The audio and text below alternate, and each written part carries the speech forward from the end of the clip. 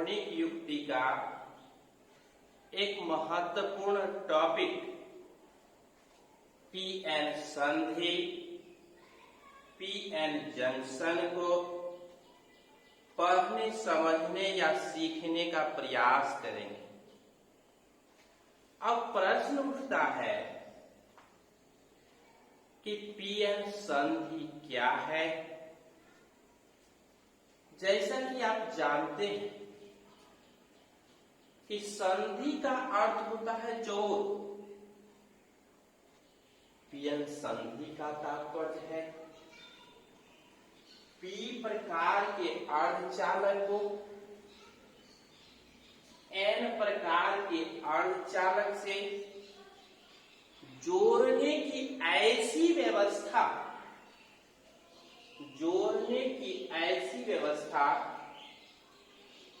जिसमें संधि पर धारा का आवागमन सुचारू रूप से होता रहे और अर्धचालक की अर्थात क्रिस्टल की गुणवत्ता तथा दक्षता भी बनी रहे, ऐसे ही जोड़ को हम लोग पीएन संधि कहते हैं। जैसे पी प्रकार के अर्धचालक को एन प्रकार के अर्धचालक से जोड़ दिया गया 500 डिग्री सेंटीग्रेड तापक्रम पर इंडियम धातु की सहायता से, तो पीएन संधि का निर्माण हो जाता है। अब हम लोग जानने और समझने का प्रयास करेंगे कि हमारा पीएन संधि क्या है, इसका निर्माण किस प्रकार होता है। इसी चीज को आज हम लोग जानने, समझने और सीखने का प्रयास करेंगे। तो जैसा कि आप जानते हैं, अर्धचालक पिछले क्लास में जाना गया था, पढ़ा गया था कि ऐसा पदार्थ है जिसकी चालकता सुचालक से कम और कुचालक से अधिक होती है, अर्धचालक कहलाता है। अर्धचालक दो प्रकार का होता है। अब मिश्रित अर्धचालक या डोपित अर्धचालक दो प्रकार का होता है, पी प्रकार का अर्धचालक और एन प्रकार का अर्धचालक। आप पी प्रकार के अर्धचालक में देख रहे हैं कि छिद्रों की अधिकता है, इलेक्ट्रॉन की कमी है। इसी छिद्रों के स्थानांतरण से, आवर्तन से पी प्रकार के अर्धचालक की चालकता होती है, अर्थात इससे धारा का प्रवाह होता है।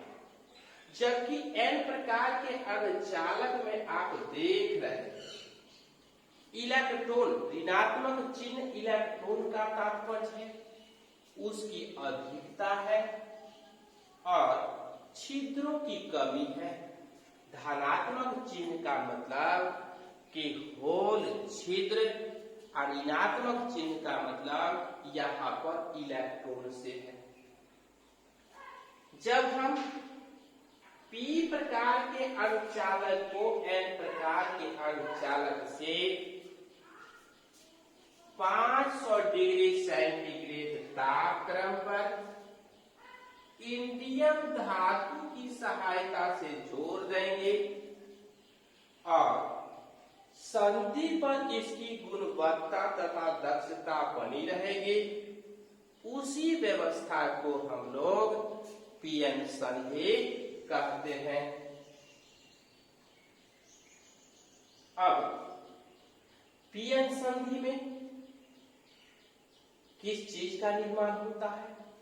यहाँ पर विभव प्राचीर बन रहा है, यह अपचय सतह का निर्माण हो रहा है, यहाँ पर ऊर्जा अवरोध है।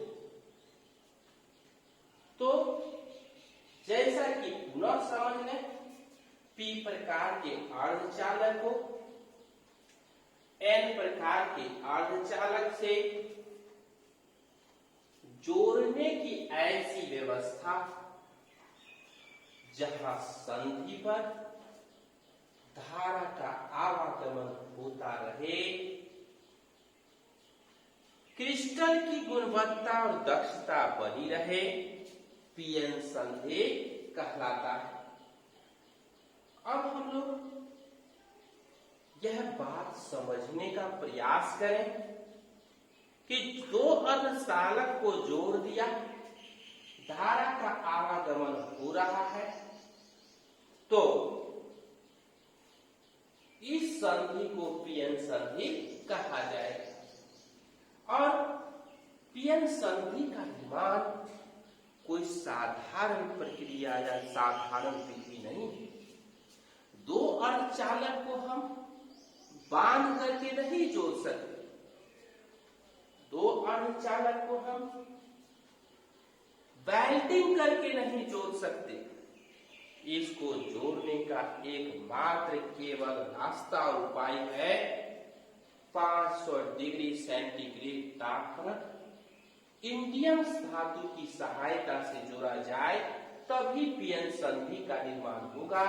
अब यहाँ पर कुछ महत्वपूर्ण शब्द को हम जानने और समझने का प्रयास करें। डिफ्यूजन, जब पीएन संधि का निर्माण किया जाता है तो इलेक्ट्रॉन और होल छिद्र विभव प्राचीर को पार करके उच्च सांद्रता से निम्न सांद्रता की ओर जाने लगता है, अर्थात होल एन प्रकार के अर्धचालक की ओर जाने लगता है और इलेक्ट्रॉन एन प्रकार के अर्धचालक की ओर, पी प्रकार के अर्धचालक की ओर जाने लगता है। डिप्लेशन या ऐसा सतह या क्षेत्र है जहां आवेश वाहकों का गमन नहीं होता है, अर्थात उसको रोक देता है। विपरीत आवेश जब समान परिमाण के होते हैं तब यह रुक जाता है। उसके बाद हम यह जानने का प्रयास करते हैं कि एक दीवार, एक बैरियर जो संधि पर इलेक्ट्रॉन और छिद्रों के आवागमन पर प्रतिबंध लगाता है, रोक लगाता है, इसी दीवार को, इसी बैरियर को विभव प्राचीर कहते हैं। क्या कहते हैं? विभव प्राचीर कहते हैं। उसके बाद हम लोग यह जानने और समझने का प्रयास करें कि यही विभव प्राचीर पी प्रकार के अर्धचालक से इलेक्ट्रॉन को, होल को एन प्रकार के अर्धचालक की ओर जाने से रोकेगा और एन प्रकार के अर्धचालक से इलेक्ट्रॉन को पी प्रकार के अर्धचालक में जाने से रोकेगा। अब हम पीएन संधि के महत्व की बात करते हैं। तो जैसा कि आप जानते हैं, पीएन संधि की सहायता से डायोड का निर्माण किया जाता है, ट्रायोड का निर्माण किया जाता है, ट्रांजिस्टर का निर्माण किया जाता है, आईसी सर्किट का निर्माण किया जाता है, इलेक्ट्रॉनिक युक्तियों का निर्माण किया जाता है, जैसा कि एलईडी बल्ब, सोलर डायोड या अन्य चीजों का निर्माण भी इसी से किया जाता है।